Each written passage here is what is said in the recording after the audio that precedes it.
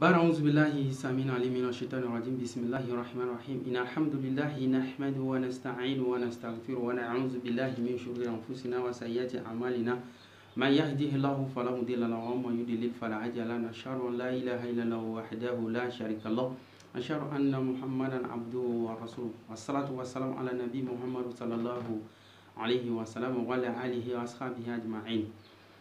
Nous remercions Allah subhanahu wa ta'ala une fois de plus de nous avoir donné ce laps de temps juste pour répondre aux frères David et Kanka, l'un des disciples de Kakou Philippe que vous allez Inch'Allah tout de suite remarquer dans la vidéo où il lance un défi. D'ailleurs, il compare le Coran avec la Bible sur l'épisode de Zacharie alayhi salatu wa salam.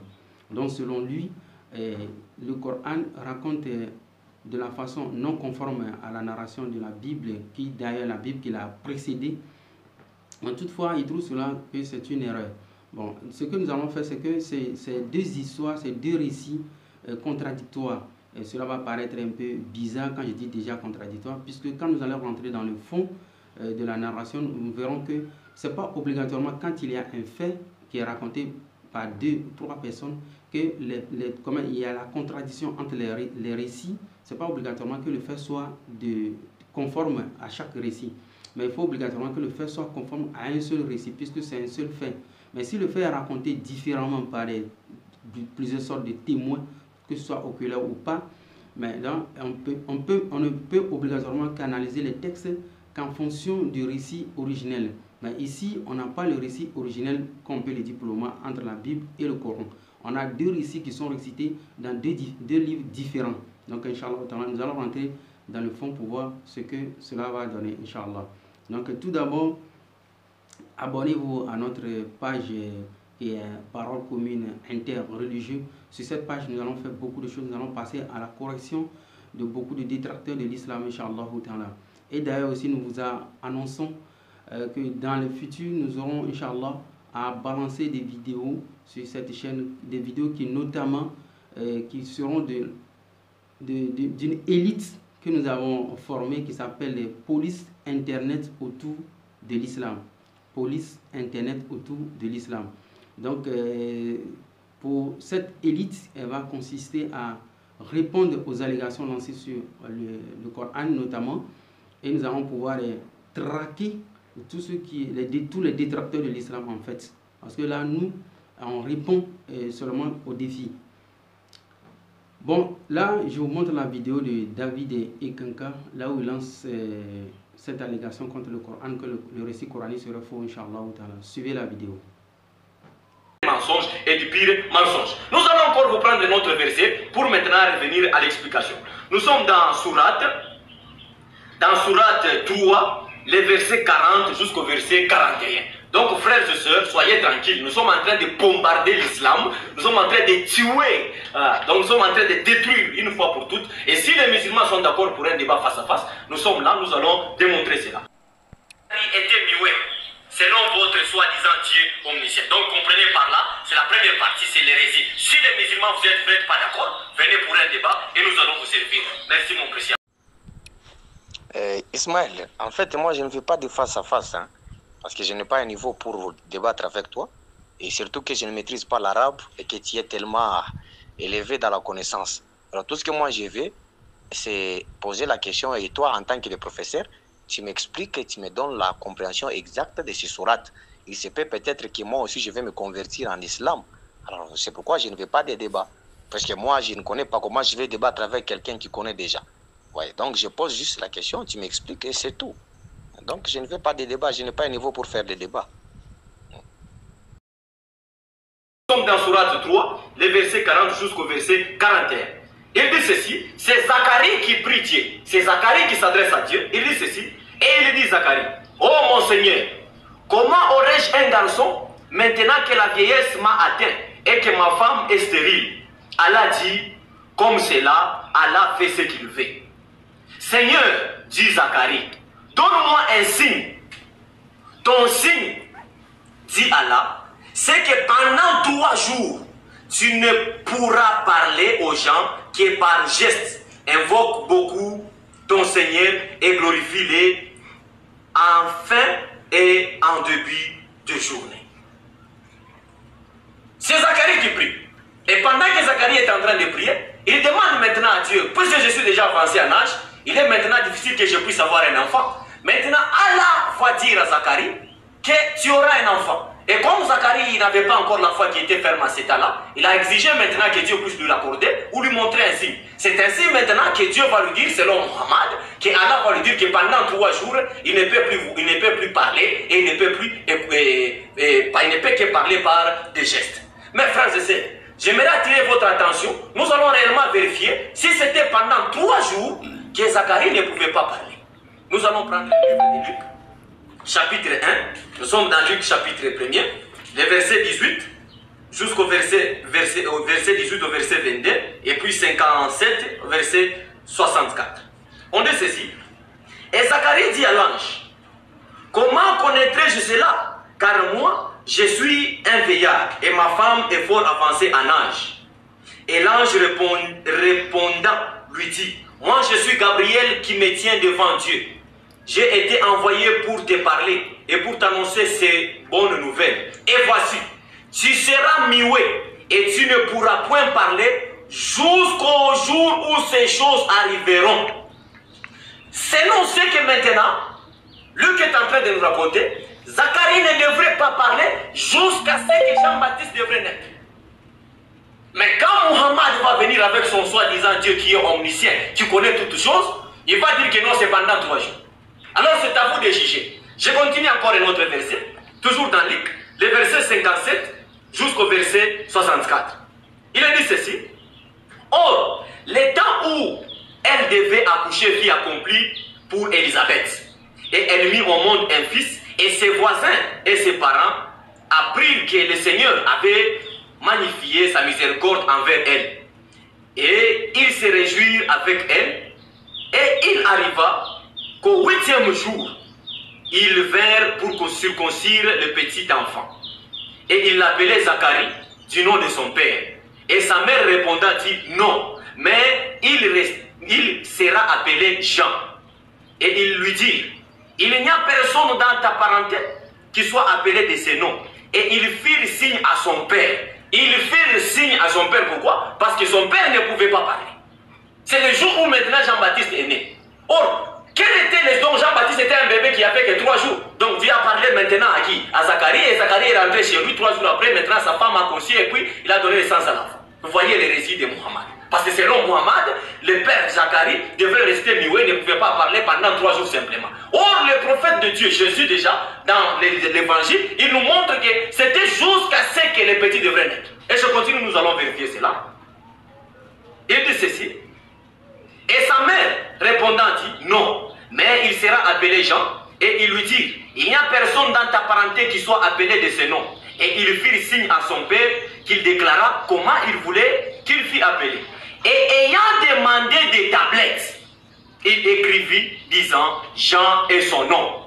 Et ils en firent tous étonnés. Et à l'instant, sa bouche fut ouverte et sa langue déliée. Et il parla louant Dieu.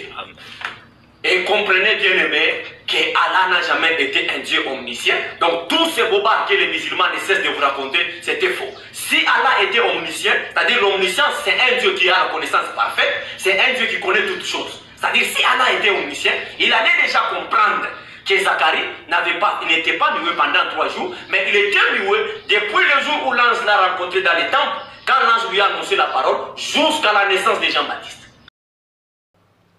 Alhamdulillahi Rabbil Alamin, vous l'avez tout suivi, où il a essayé de décortiquer le Coran, comment dirais-je, avec un œil biblique, un œil idolâtre. Donc, Inch'Allah, nous allons rentrer dans le Coran, dans la sourate 3, verset 33. L'histoire, nous allons bien réciter ce que dit le Coran. Sourate 3, verset 33. Allah dit, certes, Allah a élu Adam, Noé, la famille d'Abraham et la famille d'Imran, au-dessus de tout le monde. Bon, au verset 36, qui est important aussi, il est question de puis, lorsqu'elle eut accouché, elle dit, Seigneur, voilà que j'ai accouché d'une fille. Or, Allah savait mieux ce dont elle avait accouché. Ici, il s'agit de la mère de Marie qui était enceinte. Elle a demandé à avoir, comment dire, un fils, mais elle a eu une fille. Donc, cette fille, c'est elle qui s'appelle Maryam radiallahu anha. Bon, au verset suivant, elle dit, je l'ai nommée Marie et je la place ainsi que sa descendance sous la protection contre le diable, le banni. Bon, là où qui est intéressant encore, au verset 37, elle dit, au verset 37, je lis plutôt, son Seigneur l'agréa alors du bon agrément, la fit croître en belle croissance. Et il en confia la garde à Zacharie. Chaque fois que celui-ci, bon, il en confia la garde à Zacharie, c'est-à-dire, Maria radiallahu anha, elle était confiée à Zacharie. Ils sont de la même famille, juste pour servir dans le temple. Et nous allons repartir encore un peu plus loin, là vous allez comprendre une chose. C'est-à-dire, notez bien, vous allez comprendre. Bon, nous allons au verset 39. Verset 39 et verset 41. Surat 3, verset 39, verset 41. Au verset 39, il est question de Fanadatul malaikatu wa huwa qa'imu yusalli fil mihrab. Bon, au verset 39, il est question de Zacharia fut appelé par les anges. Bah, bibliquement aussi, on trouve que oui, c'est comme ça, c'est comme ça. Bon, verset 41, là où il y a le problème, il est Seigneur, dit Zacharie, donne-moi un signe. Ton signe, dit Allah, c'est que pendant 3 jours, tu ne pourras parler aux gens que par des gestes mimiques. Invoque beaucoup ton Seigneur et glorifie-le en fin et en début de journée. Ici, il est question. Là, on commence la première problématique entre la Bible et le Coran. Quand Zacharie a demandé le signe, qu'est-ce que Allah lui a dit? Ton signe ne sera que tu ne pourras parler aux gens que pendant 3 jours. Mais vous ne risquez pas de trouver ici 3 nuits ici. Bon, pourquoi? Le Coran, c'est un livre stylé. Donc, il est question que tu ne pourras pas parler pendant 3 jours. Bon, on remonte un peu plus loin dans la Sourate 19, verset 10. Sourate 19, verset 10. Sourate 19, verset 10. Voilà. Parce que là, il n'y a pas 3 nuits, mais 3 jours. Donc si ça reste comme ça, c'est que le Coran est faux, puisque c'est 3 jours, 3 nuits. Tu vas rester muet. Mais s'il est cité 3 jours, sans citer 3 nuits, ça veut dire que les nuits pourra parler. Donc ça sera une lacune, une brèche. Or, le Coran n'a pas de lacune. Bon, Sourate 19, verset 10. Allah dit, ô mon Seigneur, dit Zacharie, accorde-moi un signe. Ton signe, dit Allah, sera que tu ne pourras pas parler aux gens pendant 3 nuits tout en étant bien portant. Vous voyez ici, donc dans la Sourate 3 et la Sourate 19, les deux sont cités, jour et nuit, sont cités. Mais là où j'aimerais interpeller un peu votre conscience, c'est qu'il n'est nullement une partie où Dieu était fâché contre Zacharie, où Zacharie n'avait pas cru au signe de son Seigneur, puisque Zacharie vient d'une famille prophétique. Mais selon la Bible, il n'avait pas cru. Donc, ce qui va se passer, nous allons rentrer dans la Bible après, et vous verrez, Inch'Allah, dans la... D'ailleurs, on bascule même rapidement dans la Bible. Luc 1, verset 20. Luc 1, verset 20. Il est dit, voici, tu seras muet, et tu ne pourras parler jusqu'au jour où cela se produira, parce que tu n'as pas cru à mes paroles qui s'accompliront en leur temps. Vous voyez ici, déjà la première contraste entre la Bible et le Coran, elle est flagrante ici. C'est que dans le Coran, quand Allah a parlé, Zacharie a cru. Il a demandé un signe et son Seigneur lui a dit 3 jours, 3 nuits. C'est fini. Il n'a rien dit. Bon, dans la Bible, il est question qu'il n'a pas cru. Donc, pour le punir, qu'est-ce que le Dieu va le faire? Dieu va vouloir qu'il reste muet jusqu'à du début de la grossesse de Jean, jusqu'à la naissance. Ça, en guise de punition. Mais souvent, on retrouve ce Dieu bizarre dans la Bible, avec un comportement bizarre, mais tantôt, les chrétiens le qualifient d'un Dieu d'amour. C'est-à-dire, juste parce que la personne n'avait pas cru, peut-être au signe, donc vous le châtiez. Mais selon le Coran, Zacharie a cru, puisque Zacharie vient d'une famille prophétique, un homme que les anges lui parlent.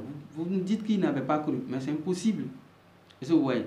Déjà, ça, c'est la première erreur biblique.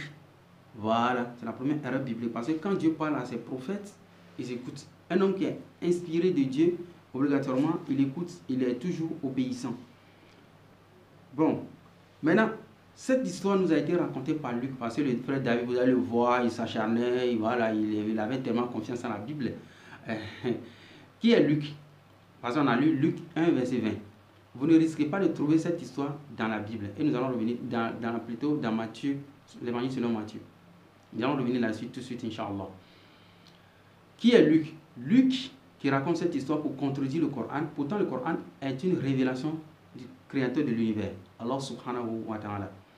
Luc, selon Philémon 1, verset 23, c'est un compagnon de Paul. C'est un compagnon de Paul. Encore dans Colossiens 4, verset 10, Luc est un compagnon de Paul. Qui est Paul? Paul n'a jamais vu Jésus. C'est quelqu'un qui s'était identifié comme ça dans la Bible.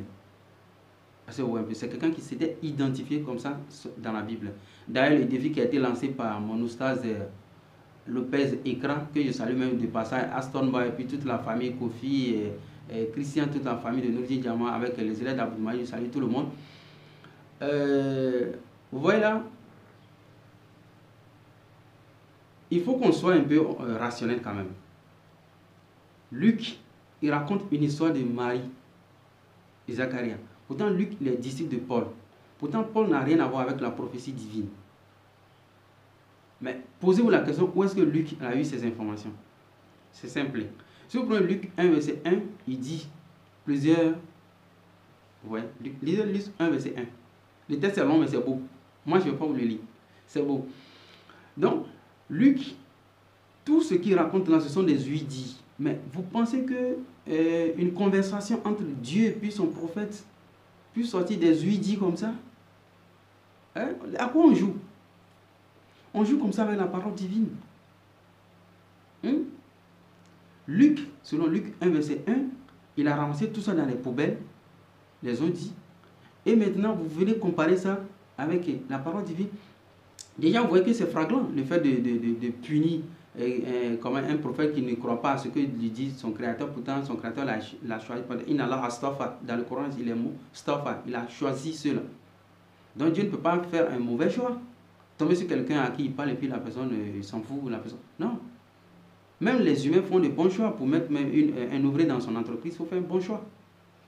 Vous allez me dire que Dieu ramasse les gens comme ça et puis bon, il les met et puis il les... Bon, nous allons revenir Luc 1, verset 26, je pense, Luc 1, verset 26, il est dit,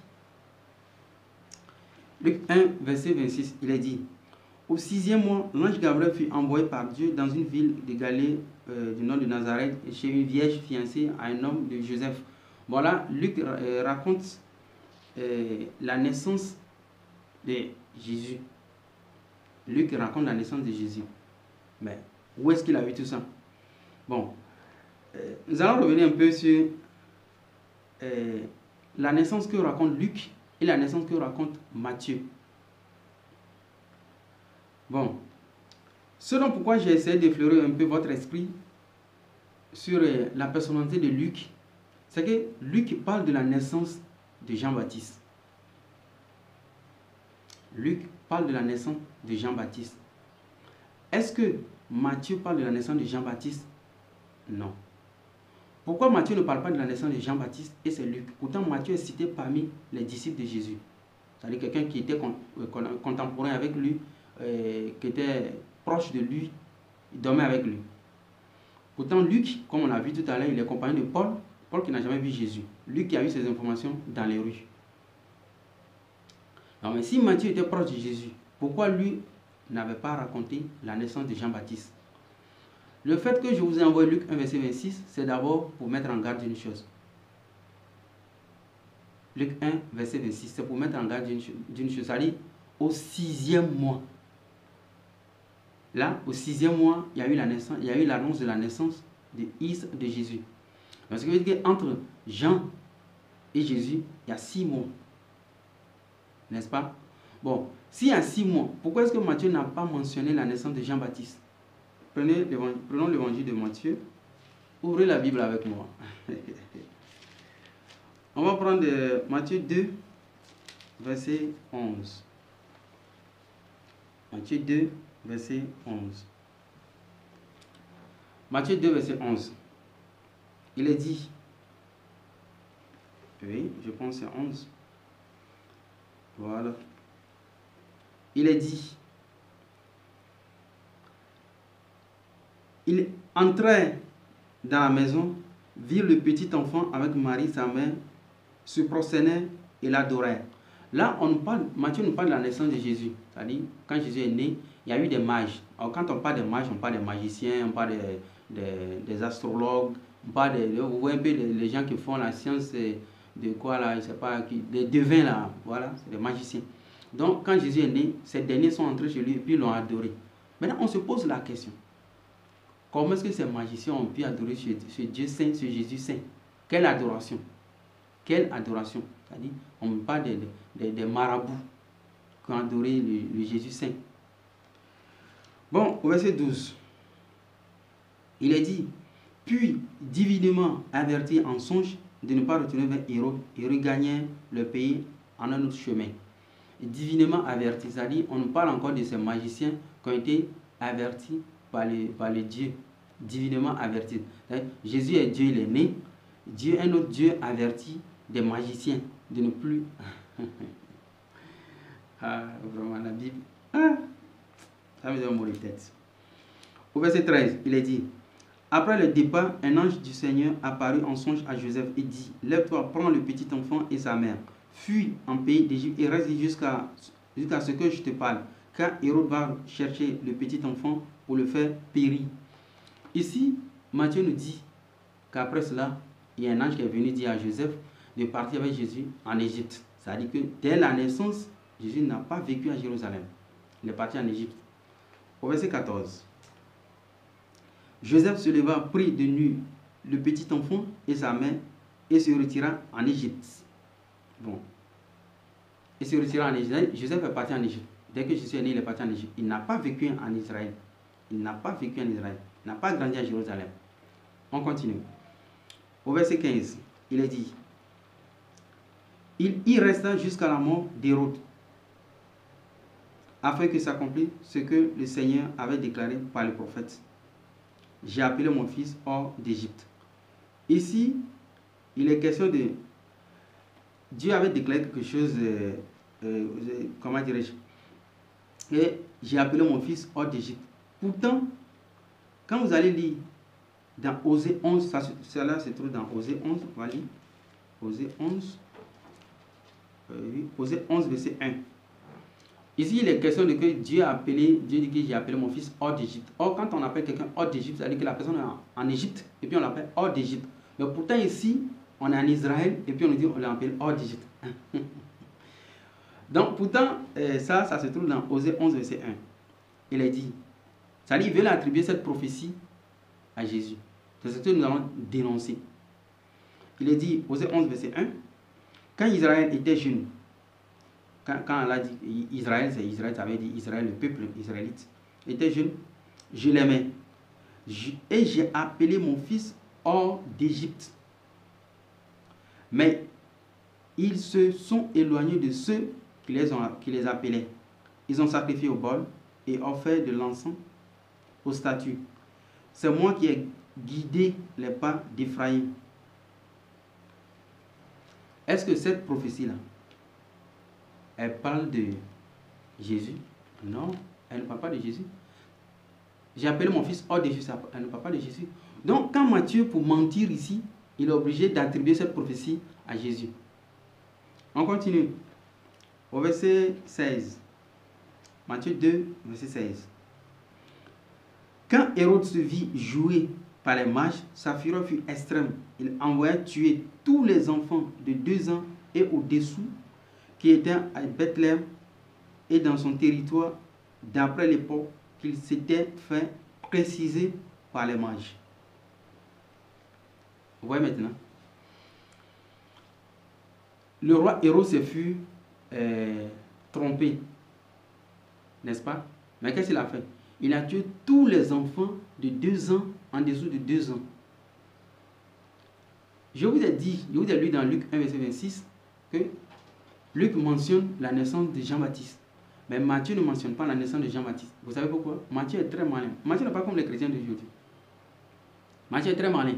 Il sait que en mentionnant Jean-Baptiste se serait resté en Israël, notamment à Jérusalem, là où Hérode a tué les bébés de 2 ans. Donc, y compris Jean-Baptiste serait mort depuis sa naissance.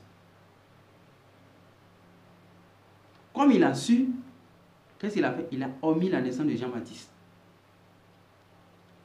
Est-ce que vous voyez un peu? C'est comme ça la Bible. Parce que Matthieu ne connaît pas la naissance de Jésus.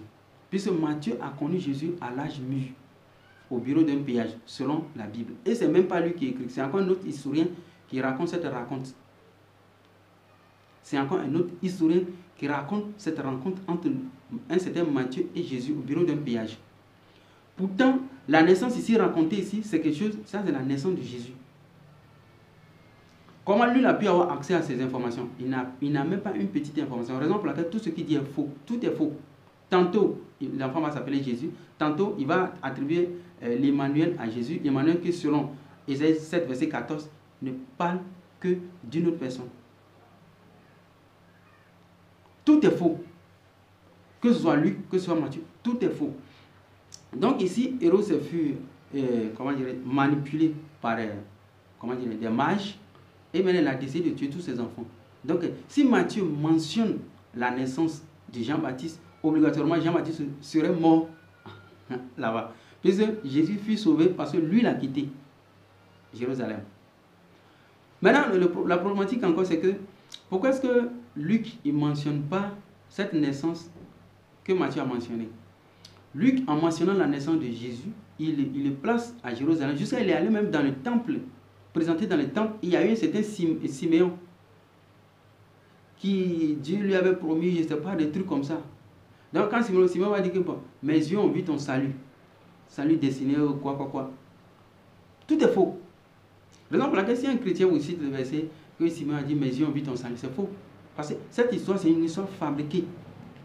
Il n'y a jamais eu un certain Jésus dans le temple de Jérusalem, puisque à sa naissance, s'il était dans le temple de Jérusalem, comme le raconte Luc, mais Hérode va le tuer.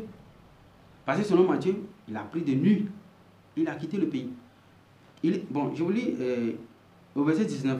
Il est dit, après la mort d'Hérode, un ange du Seigneur apparut en songe à Joseph en Égypte et dit, lève-toi, prends le petit enfant et sa mère et retourne dans le pays d'Israël, car ceux qui en voulaient à la vie du petit enfant sont morts. Donc, Jésus a vécu, selon Matthieu, en Égypte, jusqu'à ce que Hérode soit mort. Qui est Hérode? Hérode, selon les historiens, comme David l'avait dit, je vous ai montré dans l'autre vidéo, selon les historiens, Hérode, il est mort en l'an 4 avant Jésus. Pourtant, Matthieu dit qu'il était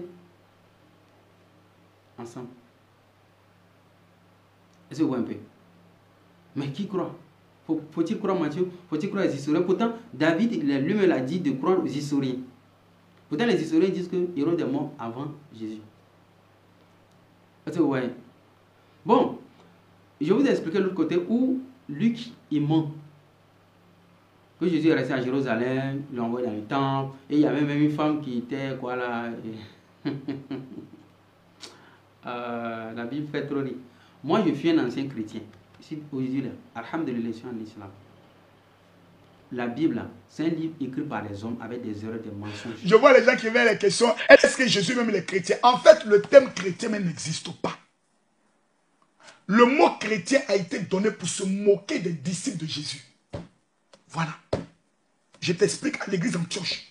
Pour nous ridiculiser là. On dit voici les petits Christ là. Vous voyez ceux qui se comportent comme Jésus là. Les petits Christ là. Voici comment pour se moquer de nous, on nous a donné le nom de chrétiens. C'était pour nous insulter. Jésus n'était pas chrétien. Nous là, nous sommes les disciples de Jésus. Je suis d'accord avec vous que la Bible a des erreurs. Je suis d'accord avec vous que la Bible a des contradictions. Oui, je suis d'accord. Parce que ce sont des hommes qui l'ont écrit. Matthieu, c'est un homme. Marc, c'est un homme. Ils écrivent des faits qui se sont produits. Quand quelqu'un décrit un fait, il écrit en fonction de ce qu'il a vu et de ce qu'il a entendu. Donc il peut se tromper. Il peut dire des choses. Mais moi j'ai été en Israël pour lire la version biblique hébraïque français qui n'a rien à voir avec la tradition grecque et latine qui nous a été donnée par les catholiques. Parce que j'ai vu des gens prendre la Bible. La Bible, je crois en elle. Mais je suis aussi convaincu que ceux qui ont écrit la Bible ont commis des erreurs. Parce que je suis allé 18 fois en Israël pour étudier la véritable version de la Bible hébraïque et araméenne. Jésus ne parlait pas le latin ni le grec. On ne peut pas traduire une Bible de latin en français, de grec en français et nous la donner. C'est un mensonge. Prenons le cas de l'ablution que les musulmans font. Où ils se lavent la main, ils se lavent les pieds. Le chrétien doit le faire. Vous prenez le livre des Actes des Apôtres comme Paul est convoqué par Jacques. Il lui parle des bains de purification. Retournez dans le livre de Exode. Vous voyez que la bassine de l'ablution existe. Mais pourquoi les chrétiens se sont limités? À cause de nos divisions.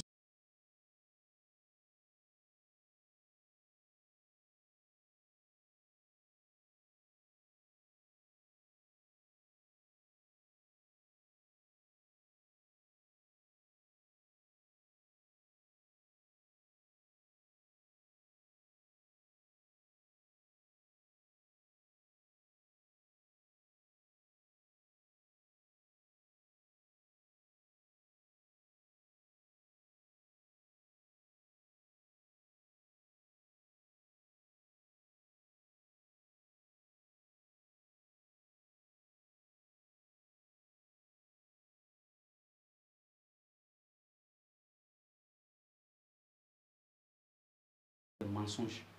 C'est un livre qui conduit l'homme en enfer. La Bible, c'est un livre qui conduit les hommes en enfer. Voilà. Moi, je suis chrétien. Je suis né chrétien. Je suis d'un pays chrétien. La Bible, c'est un livre qui envoie en enfer. Bon, je pense que on a été suffisamment servi par la Bible que par le Coran. Bon, ce que j'essaie de vous dire à partir de là, c'est que quand David voulait comparer le récit de Luc avec le Coran, ça m'a fait mal. Quand j'ai vu ça comme sur Internet, ça m'a fait mal. Parce qu'il faut savoir qui est Luc. Qu'est-ce qu'il dit? Il faut rentrer dans la profondeur de l'histoire, de ce qu'il dit.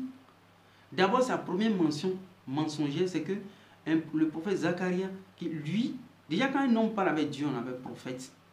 C'est ça qu'on appelle prophétie. Mais aujourd'hui, là, il y a plein de prophètes dans le christianisme. Pourtant, quand vous avez posé cette question aux chrétiens, Zacharia fut prophète. Ben non, il n'est pas prophète. Pourtant, eux, ils dorment, ils se réveillent, ils boivent le vin, ils se réveillent et puis ils sont prophètes. Ça ne leur fait rien. Mais quand tu dis telle personne il est prophète dans la Bible, non, non, non, il n'est pas prophète. Ils ont même dit qu'Abraham n'est pas prophète. Pourtant, la Bible dit qu'Abraham est prophète. Ils ont dit que David n'est pas prophète. Pourtant, la Bible dit que David est prophète. La Bible, ça donne beaucoup de tête. Juste pour ne pas se faire, comment dirais-je, attraper par les chrétiens, ils ont dit non, pour tout comprendre, il faut le Saint-Esprit. Pourtant, le Saint-Esprit, c'est l'ange Gabriel. Le truc qui anime les chrétiens, il tombe là. Mais vous êtes tous au courant. Il y a un gars qui a dit la fois dernière que pourquoi est-ce que les caméramans ne tombent jamais? Ce sont les chrétiens qui tombent. Et puis, ce n'est même pas tous les chrétiens qui tombent, ce sont les pauvres qui tombent et non les riches. Ils ont raison. Le caméraman est là, et puis le Saint-Esprit ne lui tombe pas. Les riches sont assis, ils ne tombent pas. C'est les pauvres là qui jettent à terre. C'est vrai. La Bible, c'est un livre mensonger. C'est un livre plein d'incohérences. C'est un livre décousu. C'est un livre tordu. C'est un livre conduit à l'enfer. C'est où un peu. Donc, j'espère que vous avez été suffisamment servi par la Bible et par le Coran. Donc, on va rentrer encore dans la Sourate 3, verset 44, Inch'Allah, pour vous réciter un peu ce que Allah subhanahu wa ta'ala il a dit. Bon, bien avant, pour finir ça, j'espère que vous avez tous compris qu'il y a eu la naissance qui a été racontée par Luc, la naissance qui a été racontée par Matthieu, mais de façon différente. Matthieu, il a essayé d'embellir sa narration par l'existence d'Hérode, qui dit que c'est faux, en attribuant aussi des prophéties comme par exemple Isaïe 7, verset 14, qui est faux, en attribuant aussi des prophéties de Osée 11, verset 1, qui est faux, en attribuant aussi la prophétie de Jérémie. Voilà, la prophétie de Jérémie, on n'a pas lu, malheureusement, la prophétie de Jérémie, on va lire ça aussi. Jérémie Jérémie 15. Voilà. Jérémie 15. Prophétie de Jérémie 15. Bon, j'arrive. Jérémie 15. Non, Jérémie 31, verset 15. Jérémie 31, verset 15. Allah dit, ainsi parle l'Éternel. Voilà, il y a un cri qui était, voilà, il y a un cri dans Matthieu. Dans Matthieu, selon lui, c'est quand Hérode tuait les bébés là, c'est là avec ce cri. Pourtant, c'est un menteur. Ce Matthieu là, c'est un menteur. On va voir la vérité dans Jérémie 31, verset 15, où il est dit, ainsi parle l'Éternel, on entend des cris à Rama, des sanglots, des larmes amères. Rachel pleure sur ses fils. Elle refuse d'être consolée sur ses fils, car ils ne sont plus. Ainsi par l'Éternel, retiens les pleurs de ta voix, les larmes de tes yeux, car il aura un salaire pour tes actions. Oracle de l'Éternel. Ils reviendront du pays de l'ennemi. Ils reviendront du pays de l'ennemi. Ça parle des Israélites qui étaient à déportation à Babylone. Ça ne parle pas de Jésus né, les enfants tués de 2 ans, nés en dessous de 2 ans, nés, ils pleuraient, puis Rachel pleurait. C'est quoi tout ça? Lui, il a ramené la prophétie d'Osée pour attribuer à Jésus qui est faux. Il ramène encore la prophétie de Jérémie encore qui est faux, juste pour embellir son histoire. Vous voyez, quand un menteur c'est comme ça, il rentre ici, sort là-bas, il rentre ici, sort là-bas. Ça fait pitié. Voilà, ça fait pitié. Bon, dans la sourate 3, verset 44, pour finir, alors subhanahu wa ta'ala dit, je lis ça dans la langue arabe. Vous n'aimez pas qu'on vous lise la langue arabe. Il y a vous lisez ça bien. C'est comme ça. Bismillahirrahmanirrahim. Zalika mi amba'i gabi unuhihi ilayk wa ma kunta ladayhi. Ouais. Zalika. Voilà. Min amba'i, les nouvelles. Zalika min amba'il gaib, les nouvelles cachées, les nouvelles que personne ne connaissait. Gabi nuhihi, nuhihi, on te la révèle. Nuhihi, les nouvelles. Nuhihi. Ilayk, à toi, c'est toi. Après avoir parlé de la naissance de Zacharia, c'est ce que Allah subhanahu wa ta'ala dit au prophète Muhammad alayhi salatu wa salam, que voici Zalika mi amba'i.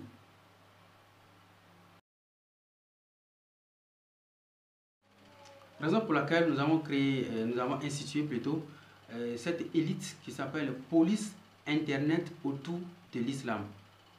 Police Internet autour de l'islam. Abonnez-vous sur notre page Parole Commune. Là, vous verrez que désormais, vous aurez plus de nouvelles dans le Coran qui répondra aux allégations lancées par les ennemis des détracteurs de l'islam, Inch'Allah. Donnez cette vidéo à Kako Philippe. Donnez cette vidéo à tous les détracteurs de l'islam. Dites-leur, face à face, la naissance de Jésus, Coran et Bible. C'est comme ça. Je ne sais pas pourquoi les gens ont peur d'Ismaël Kossi. Non, moi je parle de ce qui est dans le Coran, de ce qui est dans la Bible. C'est tout. Mais les gens m'évitent. Si vous voulez raconter la naissance de Jésus, qui est vraie, face à face, Coran, Bible, Inch'Allah. Abonnez-vous à notre page Parole Commune. La Parole Commune vient en force. Voilà, c'est un nouveau groupe qui va... Vous allez voir tout de suite, Inch'Allah. C'est une surprise. Salam alaikum wa rahmatullahi wa barakatuh. آمنا تشتبه عليه المسائل ولا تختلف عليه اللغات يا من لا يبرمه إلحاه الملحين ولا توجده مسعنة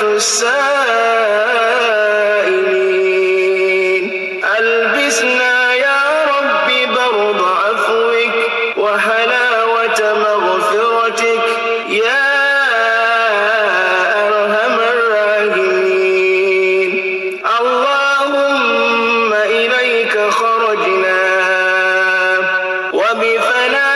وبفنائك أنخنا وإياك أملنا وما